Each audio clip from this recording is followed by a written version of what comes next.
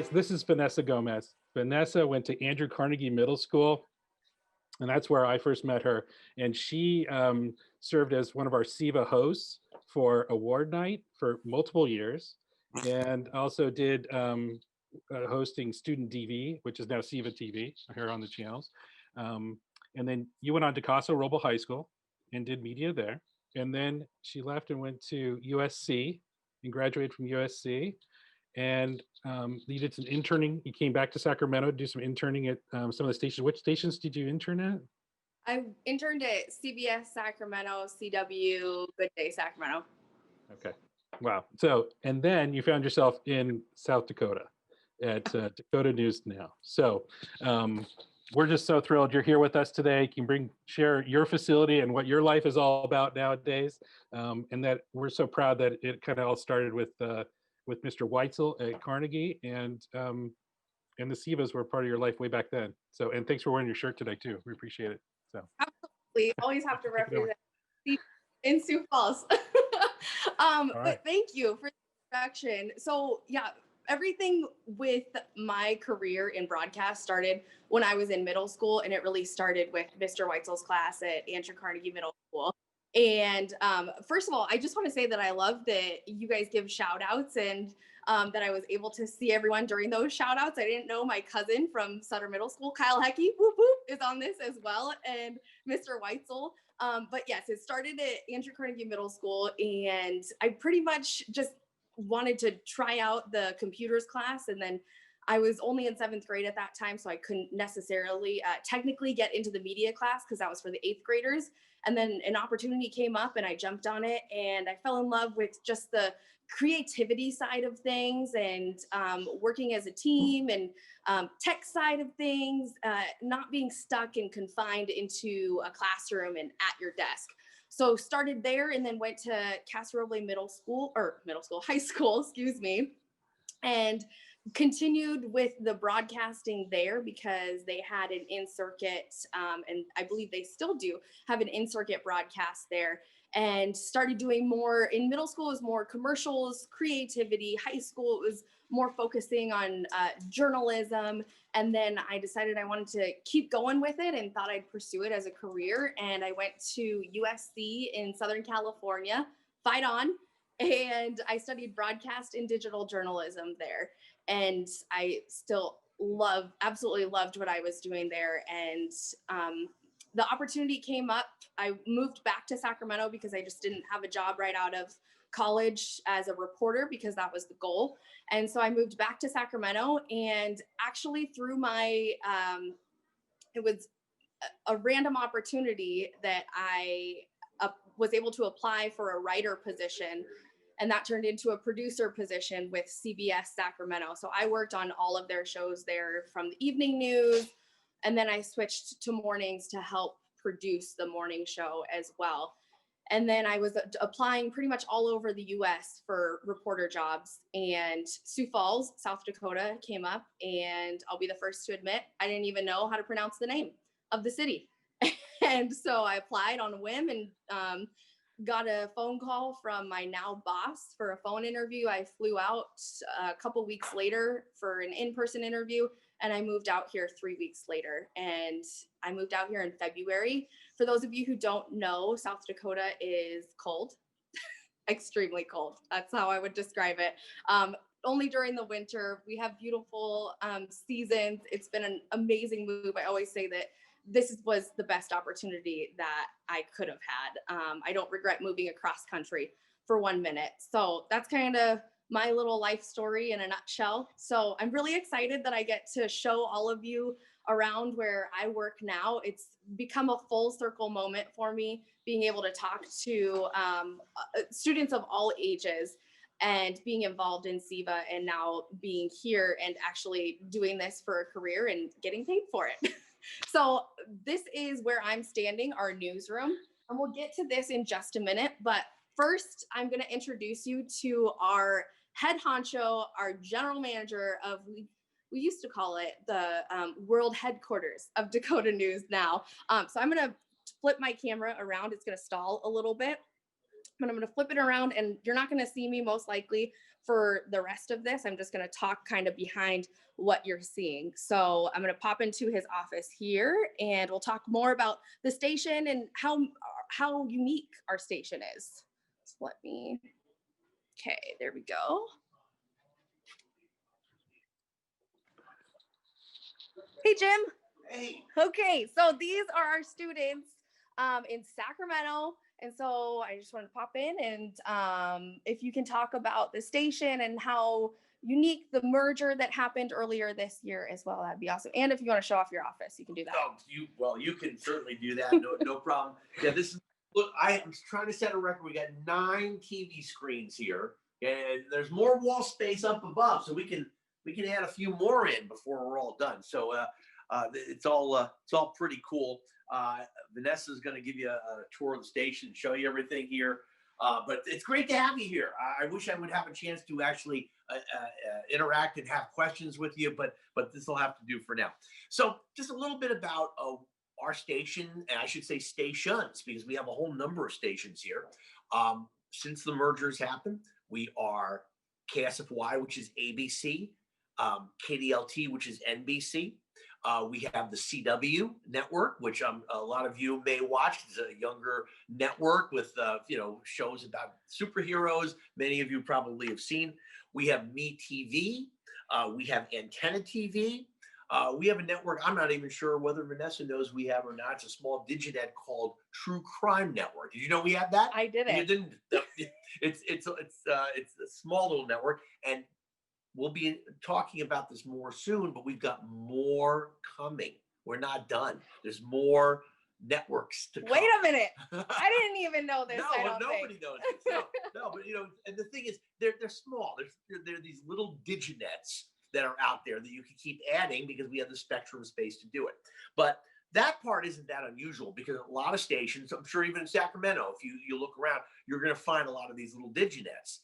What was unique was what we did by merging the NBC and the ABC piece of the puzzle. And really, not to get too far into the weeds on this, but back in 2017, after hearing from different station groups and assessing this, the FCC concluded that under certain circumstances, they would allow for a merger between a standalone standalone big 3 network and 2 of them together. And so that had not been done before. You've had situations where under different circumstances, a merger could happen, but never 2 separate full power transmitters coming together. So when we heard about this, we kind of said to ourselves in our company, we kind of meet the criteria for this, and we could be the test case for the entire country on this. So let's go do it. Let's see if we can do it. And there was an interest in the prior owner of KDLT selling. We came together and we got it done. Now, it took 17 months because there was a massive government review. Even though the government said, yeah, you can go forward, there still needed to be a process that you had to go through, which was fine. But it took a long, long time. But we got it done actually about a year ago. And we've been functioning now with one newscast brand, Dakota News Now, that crosses across 2 primary platforms, our NBC station and our ABC station, and also a little bit into our Fox station, so we have a 9 p.m. news now. So that's basically what it's all about. Unless, Vanessa, you have any other questions? No, I don't. Do you have anything else? No, that's pretty much it. You are in great hands with Vanessa. She will take you on a tour the rest of the way. Hope you're having a great day and enjoy everything out in California. I'm sure it's terrific out there today. Awesome. Thanks, Take Jim. care, everybody. Bye-bye. Okay, so, and just to break that down a little bit further for you guys as well, with how many shows we do daily. So Monday through Friday from 4 to 7 p.m., we have newscasts every half hour from 5 to 7. And then we have an hour-long newscast, 4 to 5. And then we have a 9 p.m. newscast as well as a 10 p.m. newscast. And then we also have the morning show 5 to 7 a.m. So when he was talking about the 2 NBC and ABC merging, every other half hour in the evenings, it will switch off from either network. The newscast will switch off. So we have different producers for each show, different anchors, reporters will be in different shows daily. So it's become a huge operation essentially, to make sure that everything gets done on a daily basis, because we went from just having a 5 p.m. half hour, a 6 p.m. half hour, and a 10 p.m. to having news completely from 4 to 7 p.m. and then a 9 and 10 plus our morning show 5 to 7 a.m. So that's just a little more background. We also added another tidbit about where we're at. We're in the southeastern corner of South Dakota in Sioux Falls. So we're actually in the largest city in South Dakota. If you can believe it, our population is 180,000 in Sioux Falls, 180,000 people. In Sacramento, that is way lower than what Sacramento has. So in our entire state, we don't even have 1 million people. So a lot of our business here, what our economy thrives on is agriculture. So we have a lot of open space, open land. So our coverage area, we can drive 3 to 3.5 hours and still be covering our viewing area. So in Sacramento, they'll drive maybe an hour and then they're out. They don't necessarily cover news outside of that area. With us, we can't drive 3 hours every day. So with this merger, with these two stations coming together, we were able to add a bureau reporter, what it's called, someone who lives 3 hours away in our capital city Pier, and they cover government, everything. And then they're also able to kind of get to those different areas for us, so we don't have to drive all that way on a daily basis, because that would be pretty much impossible. So we're able to expand what we're covering as well, which is great for our viewers. So let's get to promotions, creative services. I have a couple videos that I want to show you guys. So we're talking a lot about what happens in the news business today. And, that's my bread and butter is news, but there's also creative opportunities in the news business. And one of those is working for a creative services department. And that's like, they're dealing with promotions, AKA commercials. So what our crew does in the creative services department is they promote either our people within Dakota News Now. So it could be they're promoting a new anchor that just joined the morning show team, or they're promoting a big story that's coming up next week that they want a lot of people to watch, or they'll promote for different shows that air on our networks. So Jim was talking about how we operate the CW.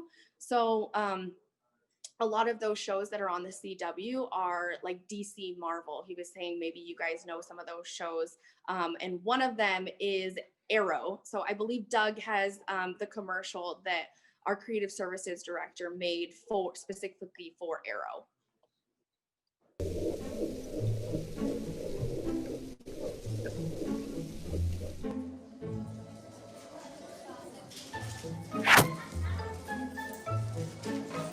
I was also expecting mail. Thank you.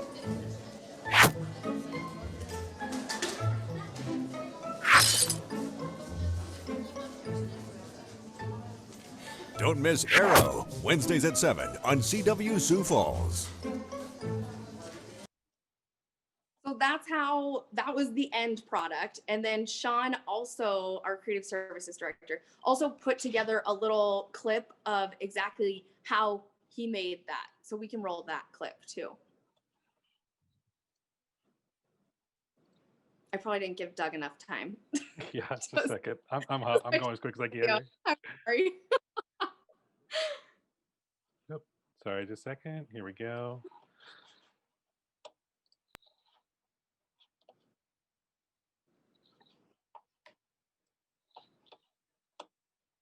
So you want to talk over this, Vanessa? So this is just a program that I honestly, I'm not quite sure what program it is. I probably should have asked him. Some editing software though. And it's everything that you see it's all digitized. So if that is a whole new world for me, but if you're more into that realm with maybe working with the green screen or different things like that, then there's definitely an opportunity for you, or with graphics too. I know with Good Day Sacramento, they had a complete graphics department. A lot of our graphics come from corporate. So that would be like you could work for corporate and do them for a bunch of different TV stations all around the country. So yeah, so that's just kind of a little tidbit of how the video was made. The other commercial that we can show as well that uses a green screen is for MeTV. So MeTV, it has a lot of older shows. If anyone, gosh, you guys are all really young and I don't even know, like I Love Lucy is one of them, if anyone is familiar with that, but there's some that are black and white as well. So we can play this video for you, the commercial with a couple of our anchors.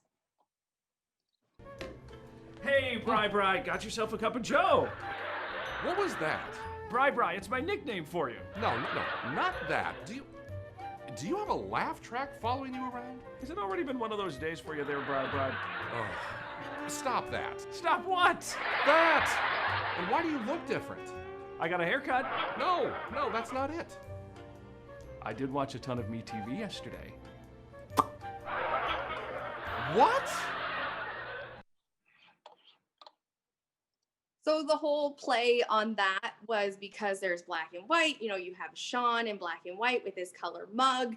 And then in those old TV shows, you had the laugh track in some of them. And so they kind of just did a play on it to help promote MeTV. And then Doug, if you have the video of how the green screen was kind of set up, we can show that as well.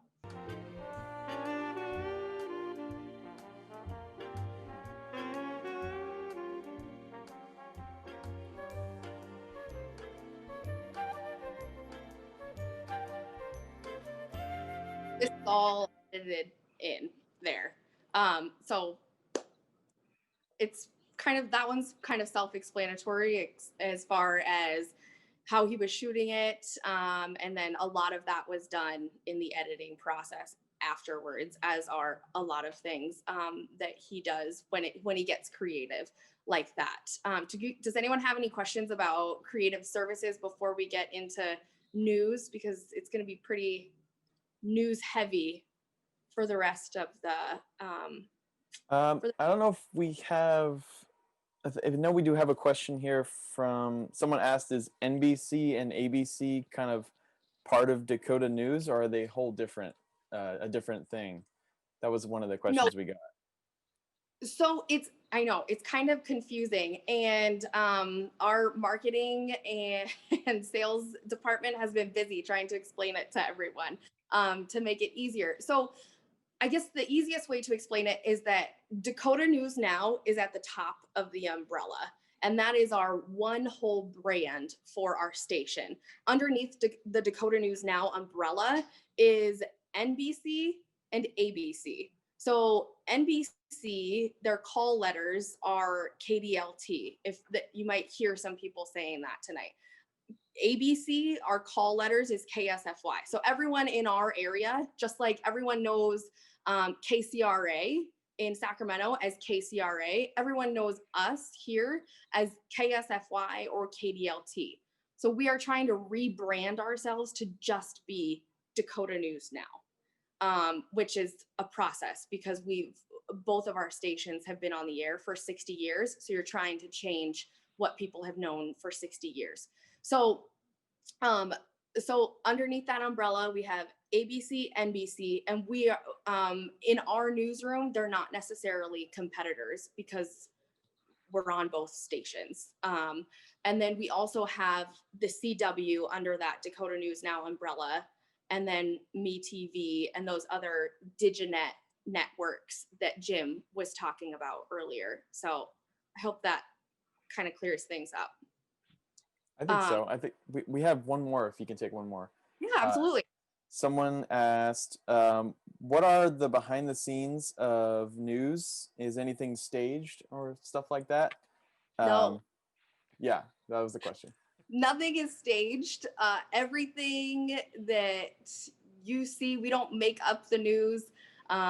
Even when we're going to shoot stories with different people, we may ask them, hey, what do you do on a daily basis? Because in our world, we have to have video to go along with our story. We all know that. So what video are we going to be able to use? So when they're at work, hey, instead of asking, hey, can you type on your computer? We'll ask, what do you do at work? And they might say, well, yeah, I type on my computer. Okay, well, just do what you do on a normal basis, and I'm just gonna get some footage of it. So no, we don't make things up. We don't stage things, because then that's Hollywood's job. Our job is to just report what is going on. So let's get to the newsroom where some of that report is kind of dead in here right now. And that's partly because a lot of our crew is working at home because we're still in the middle of a pandemic, which has been craziness all around. So we have some of our reporters were working from home. Some people are coming into the studio. I'm one of the lucky ones. Since I anchor in studio, I'm able to come in. I was working from home earlier this year for a few months. So I'm going to flip the camera around here. Perfect. Okay. So we can walk out here. So this is just the newsroom in general. Every reporter, producer, anchor has their own computer and they can edit. They can write their script. They can literally do anything and everything from their desk. Before we head further, this up here is where our web people usually sit. And then one of our bosses who helps kind of plan what reporters are doing throughout the day. And then we have an editor in here, and this is Andrew. Hi, guys. He edits all of the video for our newscasts from 4 to 7 p.m., as well as our 9 p.m. and 10 p.m. newscasts. So he is very, very busy. Actually, like Vanessa, usually, what editing programs do you guys use there? we use Edius. Edius, okay. It's similar to like Adobe or Final Cut. Once you learn one of those, you most likely know majority of them. So yeah, we're just gonna walk over here. Where's your workspace? My workspace is back here. Oh, okay. Sorry, go the wrong direction. Okay.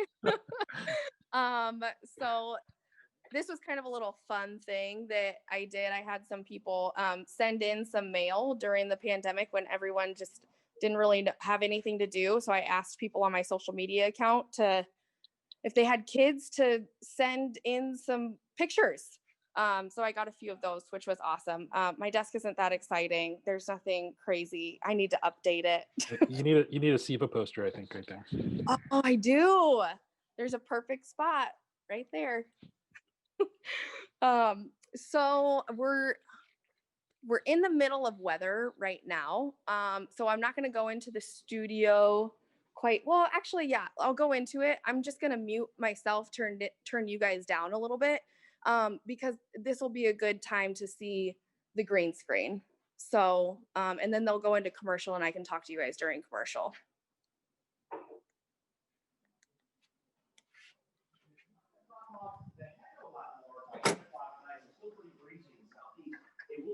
Quite a bit though to the north and west. Today is tomorrow morning. It's not going to be too bad, and it won't be into the afternoon tomorrow either. And with the southwesterly wind coming in here, that's really going to help to warm things up. Then it's going to shift around tomorrow night, start to come in from the north and northwest, and that's going to start to cool things off. So we will be cooler heading into Saturday, but still temperatures are going to be above normal. So here's Futurecast right now as we go through the evening. Mainly clear conditions. Again, still pretty breezy out there. Tomorrow morning at 7, we're going to have temperatures pretty mild, 50s to low 60s in the southeast, a little cooler in the northwest with those temperatures in the 40s.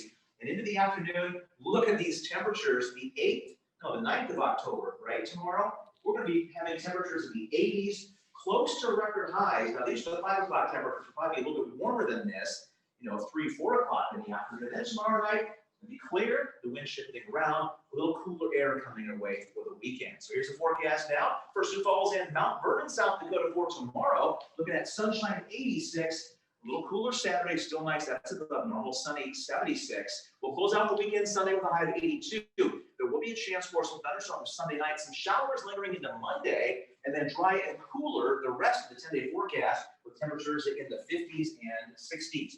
For Aberdeen and Roswell, here's your 10-day forecast. Lots of sun here the next couple of days. Slight chance of a shower Sunday, a little better chance for some scattered showers Monday. And then as we go into the rest of the 10-day forecast, cooler 50s and 60s. Here in Mission Ridge, your 10-day forecast, lots of sun, 80s tomorrow, and then 70s over the weekend. Just a slight chance of a shower on Sunday. That's the only chance of precipitation we have the next week and a half. Cooler weather next week with those temperatures in the 50s and 60s. Kelsey. All right, thanks very much, Phil. Well, many people are expected to scale back their holiday plans due to the pandemic. And this could be bad news for stores that specialize in bulk sales. How stores like Sam's Club are planning ahead when we return. Are you guys in break? We are. Yay. Okay, so these are students K through 12 from Sacramento. This is Phil Schreck. Go Kings, go Kings. he is actually a Kings fan. Yeah. This is Kelsey Passel, Sam Bright over there, and they are anchoring. This is the 6 p.m. news. So sports should be coming up here pretty soon, right? Actually, we do sports at 9 and 10.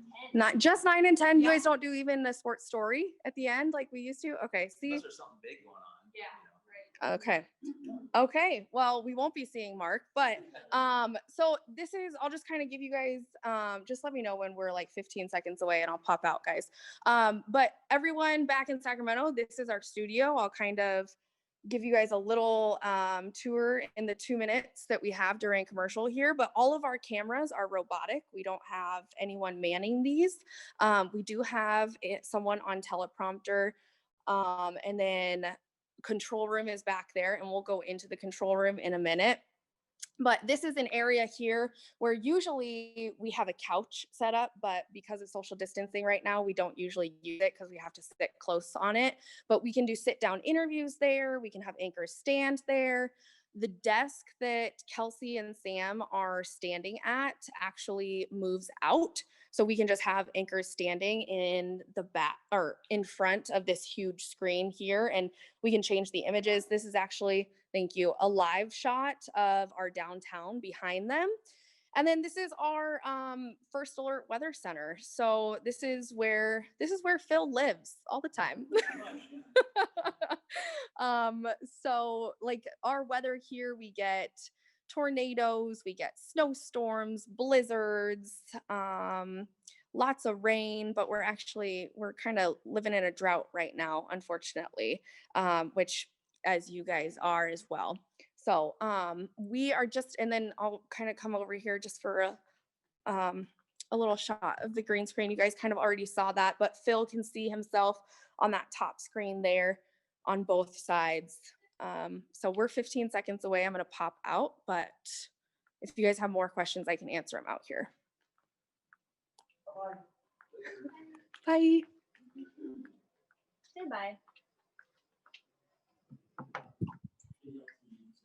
If it doesn't get done, it doesn't get done. So I'm assuming it didn't get done today. Okay, so that was the studio. Let me pop into, since we're in another segment here, I'm gonna pop into the control room. Hi, Kevin.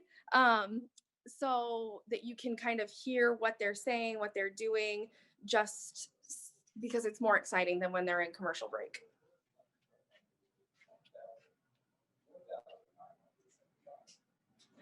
The U.S. government reports another 840,000 people filed for first-time jobless benefits last week. That's down from the week before, but still higher than economists expected. It's a pandemic low, but it's 4 times higher than before the pandemic. These claims were down more than experts expected. Those dropped from 11 million. As we enter the holiday season amid the coronavirus pandemic, retailers are adapting to fit Americans' plans for scaled-back festivities. Sam's Club announcing its shrinking the size of some foods to better align with smaller celebrations. Customers will be able to find hams in 3 different sizes, side dishes packaged for just a family of 4, and packs of yeast rolls that are 1/3 of the typical size. The bulk retailer is also offering deals beginning this month to lower the odds of large crowds and long lines in stores through December. Meantime, some major restaurant chains are seeing rising profits despite the pandemic. McDonald's sales jumped nearly 5% in the third quarter. The company is saying its comeback has been helped by promotions and marketing, including its deal on Travis Scott's favorite meal, famous rappers. Meantime, Domino's quarterly sales soared 18%. However, earnings fell short due to rising costs. Those costs include higher wages for frontline workers and enhanced sick pay. Well, Kelsey, if there's one thing you should do is be efficient. It's not very fall-like right now, but you might as well take advantage of the great summer weather. That's right. Phil will have a last forecast after this as we go to break. A reminder, you can get your late evening news an hour earlier. Dakota News Now, weeknights at 9 on the CW. News when you want it. We'll be right back.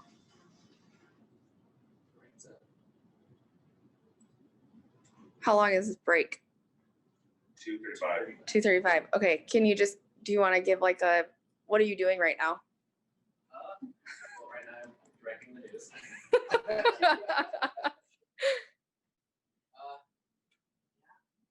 Everything's robotic. Everything's robotic, so I can control all the cameras. Even he's robotic. Let me pop over there real quick. So what do you control over here? I control cameras, graphics. There's our copyright. Then I can switch between whatever I need. I do everything on this overdrive computer. So basically all I have to do is hit the space bar. So you're running audio, Video, graphics, everything. One person. Okay. Yeah, but a lot of people are saying there's a lot of screens. We're scaring everyone back in Sacramento. We're scaring the anchors because they think we're about to go live on accident because he's showing us. And just to let all of you know, back in Sacramento, all of the screens that you're seeing here, they're keeping an eye on all of our channels that we talked about at the beginning of this. And I'll get more into that in just a second, but I don't know if you guys could hear when they were during the show, but this is our producer over here, and that's Josh, if he'll give a wave. He is making sure that our show ends on time, and among other things. Producers are the magicians behind the scenes. They're organizing reporters, anchors, meteorologists. And so he was talking to Jonah, our director over here, during the actual show itself, saying, hey, we're going to kill this story. I'm taking out this story so that we end the show on time and whatnot. So they're in their last commercial break. And Jonah just said, hey, we have 50 seconds left when we come back. So then Josh relays that to the anchors, and that's how much time they have for a little bit of weather, and then to also say goodbye to everyone. So we can just and then we have this little window where we can see all the way through the studio, which is kind of fun. But yeah, Vanessa, we had a question come in about how does the control room let the anchors know when they're going to break or when break is over and things like that? So they can, all of the anchors have what's called an IFB, which is essentially like an earpiece, a headphone, just one inside of their ear, and they're able to hear everything. You could see, let me flip this around so I can talk while you're seeing the control room. It'll make more sense. So you can see Josh is wearing the headset. I'm sorry, you can see my reflection. You can see Josh is wearing the headset. That is how he is talking. Okay, I don't know if you just heard that, but he was just counting down to the anchors saying 5, 4, 3, 2, 1. And that's their end to the show. That's the anchor's cue that they're hearing through their earpiece. okay, we need to wrap up what we're talking about. So he'll give them like a 30-second cue, a 15-second, and then like 10, 9, 8. So now they're in commercial break and they're switching over. So that was just on our ABC KSFY. So now they're going to be on KDLT. So now they're getting ready for another live show. It might be a new reporter. It's going to be new content. It might be some of the same content, because the idea of having news from 4 to 7 p.m. is not to have it all different, because no market has news that's different for 3 hours. But the goal is to give our viewers options on when they can watch the news. That's the goal. So I'm going to pop out here, and then we can come and talk to a producer. Andrea. Okay, so this is Andrea. She is also a California native, but Southern California. Yep. Well, I went to school in Southern California, but I actually grew up in the Bay Area, so not too far from Sacramento. Perfect. Yep. So we're at in the Bay. The East Bay. So I grew up in a very small city called Oakley and went to school in Brentwood, and then went down to Southern California and I went to Cal State Northridge, where I got my degree in broadcast journalism. Perfect. Yeah. I love that. Okay, let's talk. You're the executive producer Yes. for the night news. So you come in around why don't you just talk about daily things? You also produce as well. Yes. So I come in at 2 o'clock, and that's when we have our afternoon editorial meeting. So all of the producers meet in the conference room with the assignment editor and our news director, and we talk about all of the stories that are going in, all of the shows for that day. That's also when we figure out when our night side reporter, who also starts their shift at 2, what they're going to cover for the later shows. So after we talk about all the stories that we're doing and all the people that we've talked to, it's all our assignment editor kind of lays it out and figures out what we're going into what shows. So done with that meeting, I come back here to my desk, and we use ENPS as our rundown system. So I have all the shows open in these little tabs up here. So throughout the afternoon, my job is to go and check all of the scripts. So our top story today was a shooting. So the producer for this show, the 4 o'clock show, is writing the script. And once everything's done, my job is to just go in and check everything, make sure that the lower thirds, the supers, are spelled right, make sure that all the scripts make sense and everything is in there. So that's what I do during the afternoons. And then right now is kind of the shift. Once, you know, the earlier shows are done, I start focusing on our 9 o'clock and our 10 o'clock shows. And that is basically me building my own show here at ENPS from scratch. And Nightside is a little different because you don't have as much new content as you would throughout the day. Because, you know, the dayside shows, you have 5 reporters or something on a given day. We have 1 new reporter. So we kind of pull from the earlier shows, but I also try to rewrite things or pull new sound bites so that it's not just the same thing that we've been running all afternoon. I also have the police scanner on that you can hear there. We broadcast it through the internet. There's a website you can go to and download Police Scanner. We listen for fires or accidents or shootings, and that's how we find our breaking news. So we got to cover that at night too. Awesome. Yeah. Any particular questions for Andrea producing? Essentially, she, before the 9 p.m. and 10 p.m., she organizes everything to make sure the 4 to 7 p.m. goes smooth and that everything goes well on air. That simplifies it. Yep. Does she ever get a break? Sometimes, yeah. Not often, Nice. but I do get out every while. We had one question came in, was how do they memorize their lines? And which is, you guys use a teleprompter, correct? We do, yep. So everything that we write into the scripts here in ENPS, this goes through another system, and there's someone in the booth or in the studio who is sitting at a little desk, and they have a computer up in front of them and a little knob, and they are controlling the speed of how fast the prompter rolls. And the prompter is what the anchors are looking at when they're looking at the camera. They're reading the scripts that we write in here. And then so there's someone else who is monitoring how fast or how slow those go. So. Awesome. Have you guys ever had a pretty bad blooper, or any bloopers that come to mind?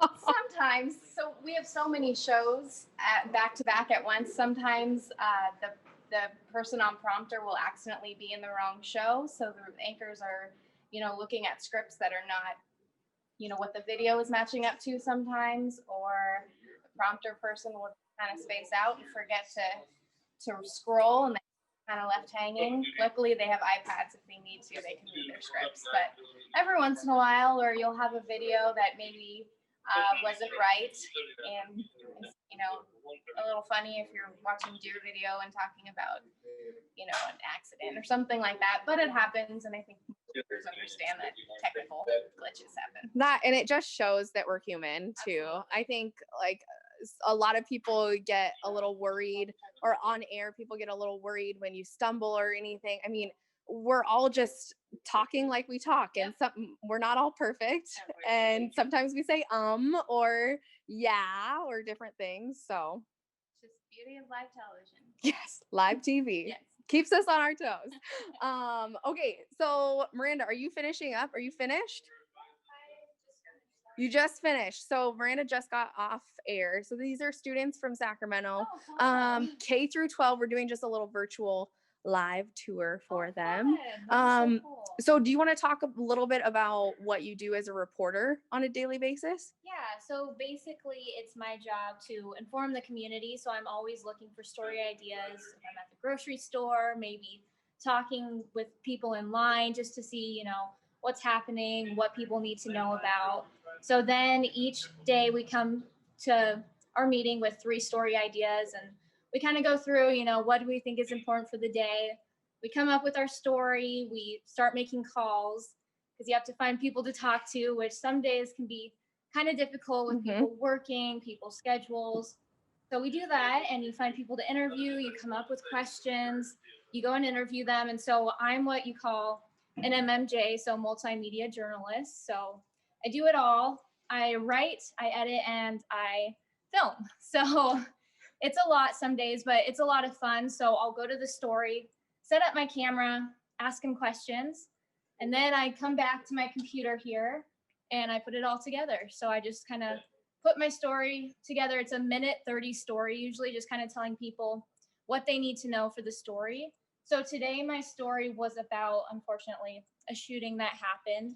So we spoke with the police officer. We spoke with someone who works nearby who saw kind of what happened. So just talking with them about it. And yeah. And it can be stressful some days. It can be stressful some days. The one thing that you need to be prepared for are deadlines. So if you're somebody who's not good with deadlines, that would be something I would say to really work on, is just, you have to have your story in for the 4 or the 5 or the 6, and you don't really get more time than that. So yeah. And just so you guys know, back in SAC, so Miranda was saying she'll come in the morning and they'll have their meeting. Andrea was talking about how they have the meeting at 2 p.m. when she starts her shift. So we have 2 meetings every day, one to start the day at 9:30 and then one in the middle of the day for those later, for the night side. She was talking about that one night side reporter that comes in. So the one in the morning is kind of, okay, what are we doing for those 4 to 7 p.m. shows? The one that starts at 2 p.m. is checking in with the reporters, seeing if stories have changed, different things like that. And then talking to the night side reporter about what's on tap. And also if any of the anchors need to do any stories for the night news. So that is pretty much this. Does anyone have any questions for Miranda? I can also answer. Go ahead. We had one that came in. It was when you're reporting on something like a fire or something a little bit more dangerous, how do you guys stay safe when you're out in the field? So we're really good with talking with the PIOs. So they work with like the police department or the information officer, and they'll kind of tell us, we kind of know who they are, and we go to the scene and we ask them, hey, is it okay to be here? Where would you like us to stand? So it's all about just communicating with them, because obviously if they're fighting a fire or something like that, we don't want to mess with what they're doing because they have a very important job to do. So it's kind of working with them so that they could get their job done and we can do our job as well. And when you go out on breaking news like that, or just a bigger story, do you sometimes get a photographer, most times, or does it just depend? It depends. It helps if you do have a photographer, especially if you're going live, just because you're trying to get all this information, take it in really quickly so that you could then convey it to your viewers. So it helps to not have to worry about filming as well if you do have the photographer. So it just kind of depends because we're all busy. There's some days there's so much news that people are just running around. So it just depends on the day. Yeah. Okay, perfect. So let's pop over to, I'm sorry, I forgot I flipped the camera around. We're gonna go over to the photog room.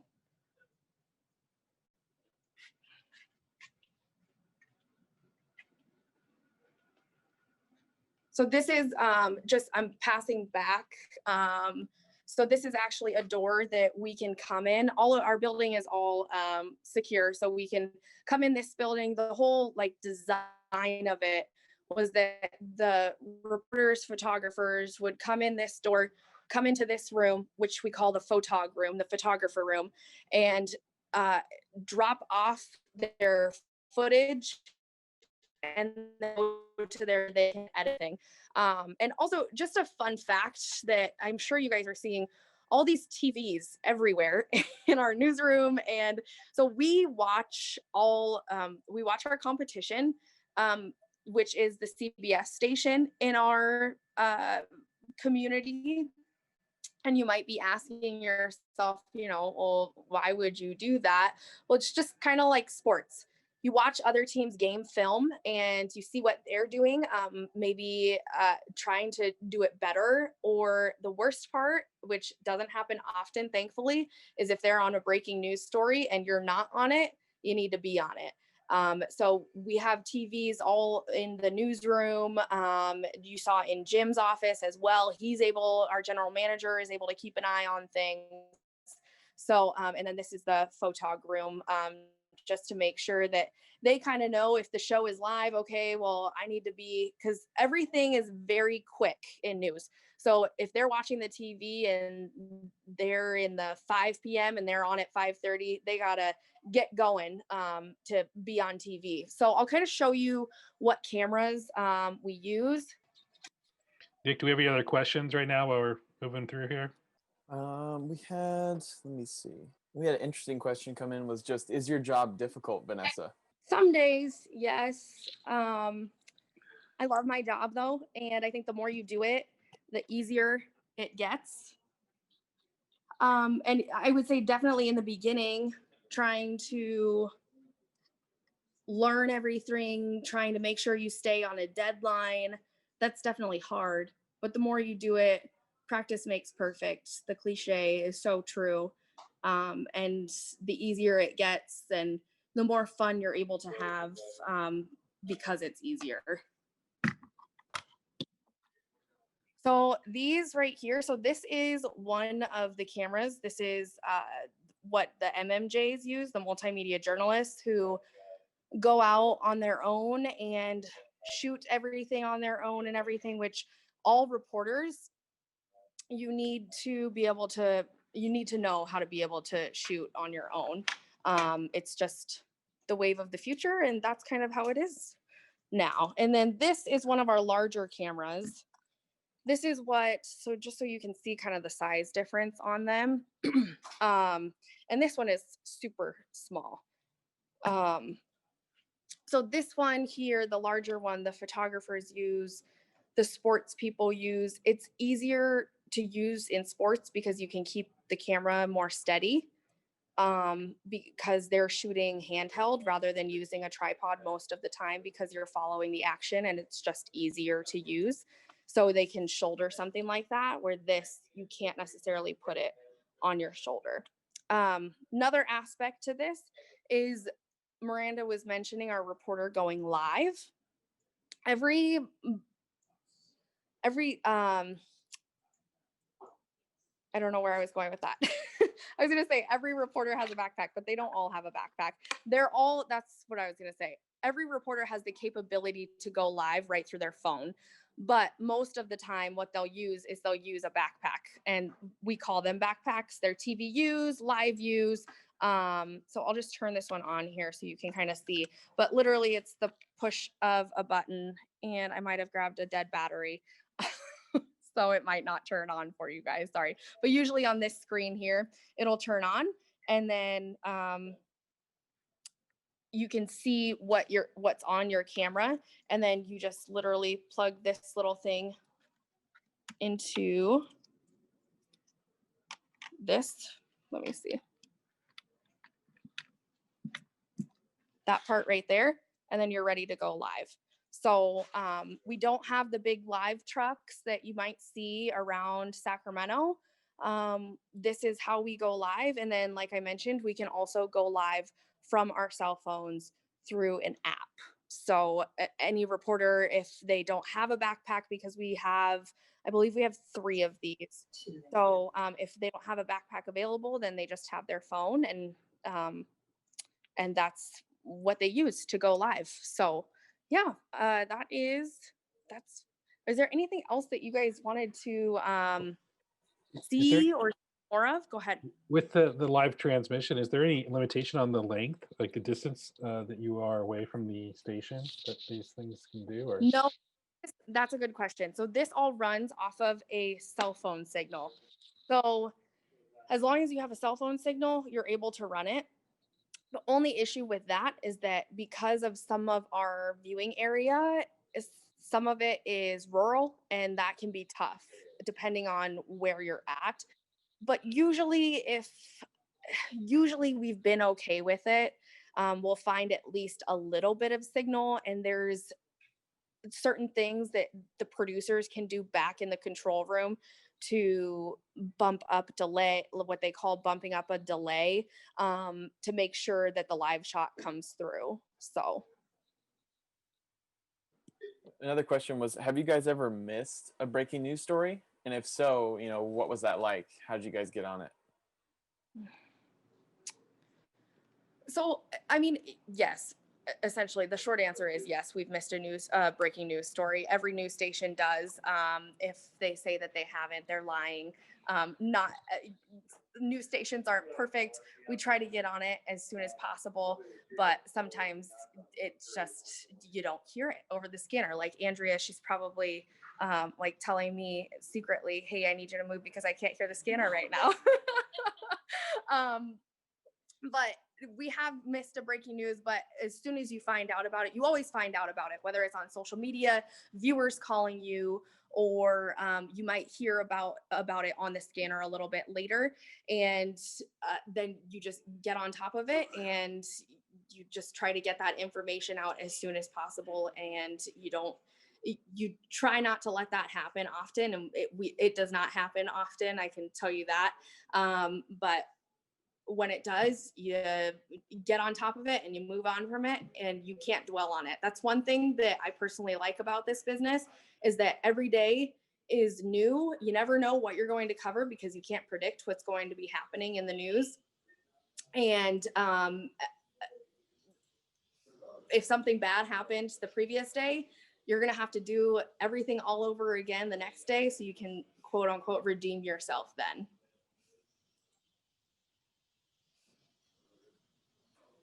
Let's see. We have another one come in here. How long is your shift? So I work a weird shift because I work on the morning show. So I'm live every day from 5 to 7 a.m. So my shift, I'm in by 3 a.m. and I work until 11 or noon. For other people in the newsroom, like a typical reporter might work 9:30 a.m. to 6:30 p.m. We have producers who work 10 to 7 or 8 to 6.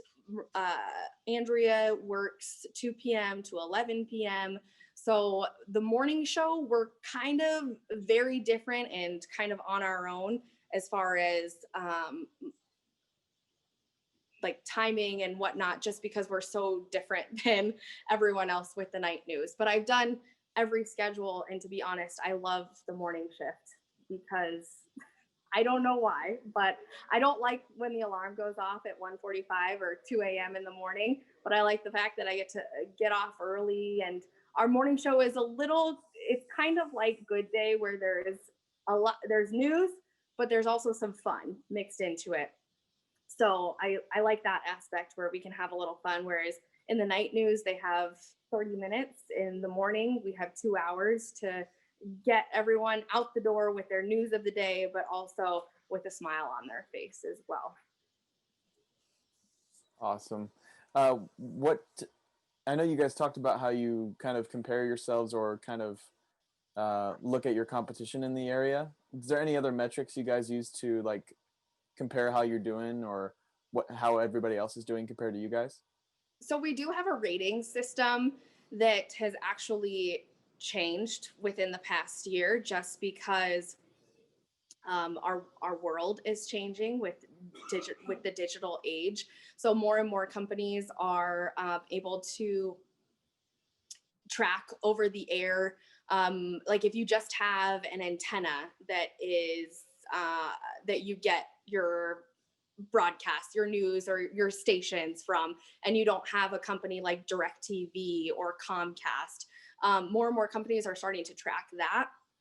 And the rating system is kind of over my head as far as getting into the nitty gritty, but I can tell you that our sales department, that's how they sell our news, or not sell the news, sell commercials during our newscasts, and just sell ads and whatnot, is they use the ratings like, hey, we're beating this station in this area. You want to buy ads from us during this since a lot of people are watching this. So that world is still constantly changing. Like I said, just because we're in a digital age right now, that's still constantly changing. So we just recently switched over to a new rating system the beginning of this year. Nice. What's the most interesting story you've ever covered? It's kind of a hard question. Oh my goodness. Yes, that's putting me on the spot because every day, oh my goodness. The most interesting story.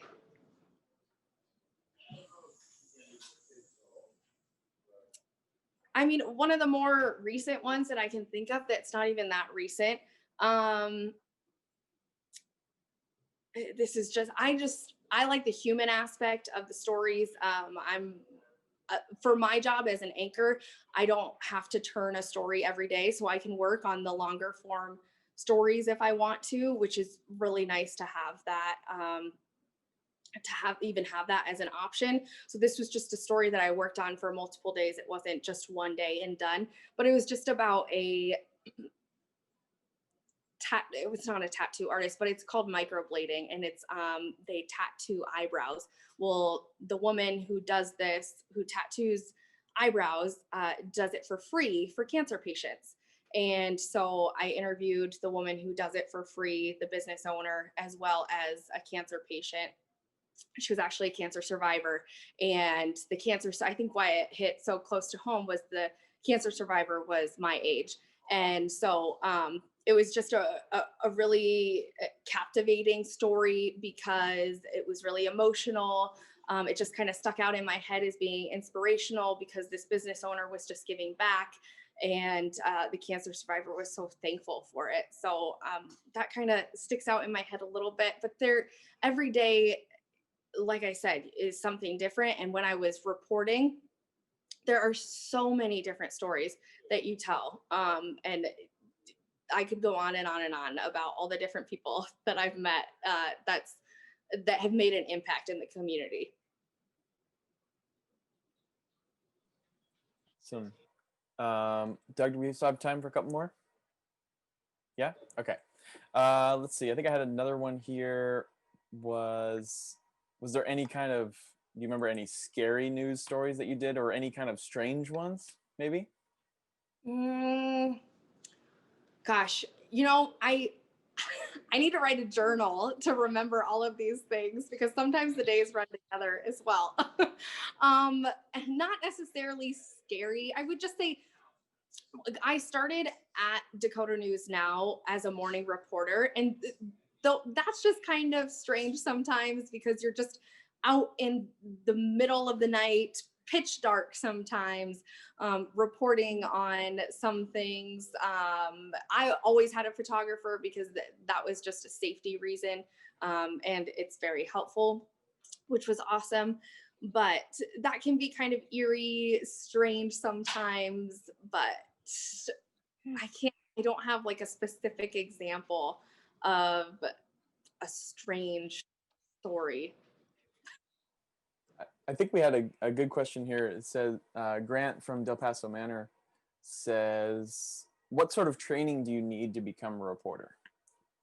Okay, so now reporters, like I mentioned, need to know how to do everything. That's writing, editing, how to work a camera, and it can be how to work a cell phone camera, because that's more and more what people are using, especially during the pandemic.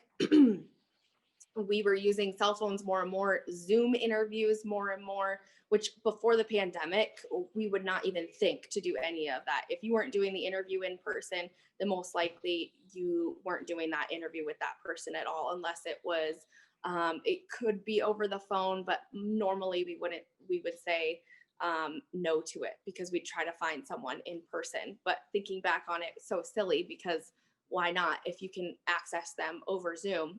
But you need to know how to do, like I said, everything. So I went to school for broadcast journalism. Some people go to school for communications. Going to college is very important. That's one thing that they look for in this industry is, does this person have a college degree? Yes or no. If it's a yes, then your application is going to go to the top of the pile. If it's a no, most likely it's going to go towards the bottom. And that can even be tech school though, as well. It just a couple years, whether that's like in video production or different things like that. And the other aspect is that you need to have examples of work. So don't be afraid when you're in school, like what you guys are doing now with SEVA. I think it's so cool that you guys are creating your own little home studios and already creating examples when you're in elementary, middle, and high school.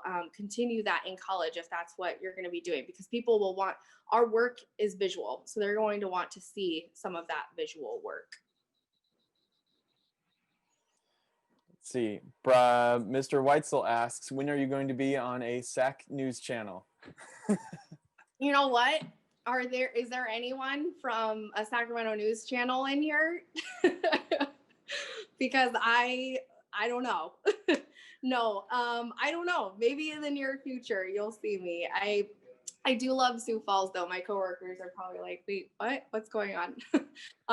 No, but I love Sioux Falls. I would love to be in Sacramento. That actually brings up a good point, is that in this industry, people move around so often and all over the country in order to kind of move up. And the reason why I had to move away, I didn't have to, but I chose to move away from Sacramento, is because I went where the job opportunity was. And even though I worked in Sacramento as a writer and producer, they didn't allow me to go on air because they said I needed more experience before. So I moved away. I'm getting that experience, and hopefully in the near future, who knows, maybe I'll be in Sacramento, maybe I'll be in Texas, maybe I'll be on the East Coast. You never know where this job will take you. Hey, Vanessa, we just want to say thank you so much for joining us today. And so this is wonderful. We really appreciate you taking the time to show us around your world there in Sioux Falls. Absolutely. I'm happy to do it. And if anyone has any further questions or wants to keep in touch, don't hesitate to reach out on my email, vanessa.gomez@dakotanewsnow.com. If you can find me on social media and on our website. So there's plenty of places if you have anything. That's great. Thank you so much.